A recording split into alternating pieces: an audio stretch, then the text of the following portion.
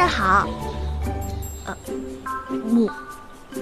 母亲，娘娘，进屋说话。好。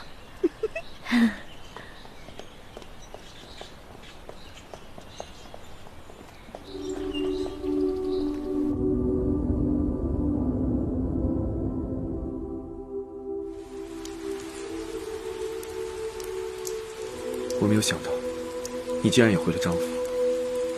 虽然短短数日不能与殿下相见，可是对臣妾来说，就是恍若隔世了。我来见你，也是为了告诉你，在张府这2日，万万要谨慎，除非有要紧之事，不然就别再与我相见了。太子，这一整日您都对姐姐百般照顾，你们2人几乎形影不离。太子殿下，您是否真的被她迷了心窍？我不信，也不喜欢鬼神之说。许是我多心了，但是殿下对姐姐那般照顾，实在令臣妾难以释怀。你我自相识那日起，你便该知道，张鹏鹏永远是我们无法逾越的羁绊。臣妾知道。太子殿下，我只想问你，还记得您对臣妾许下的诺言吗？记得。还请太子殿下尽快兑现承诺。此事是最急不得的，越急越会滋乱阵脚。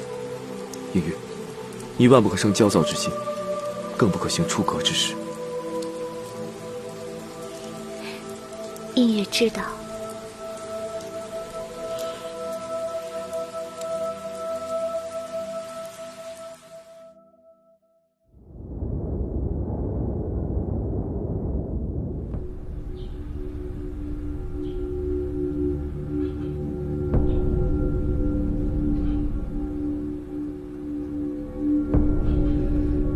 映月，今儿叫你来这儿，不光是祭拜祖宗亡灵，我也有话要当着列祖列宗的面儿问问你。你父母过世的早，你从小就在我们张府长大，你说全府上下的人有没有把你当做一个小姐一样看待？映月自知姨母和张家待映月恩重如山，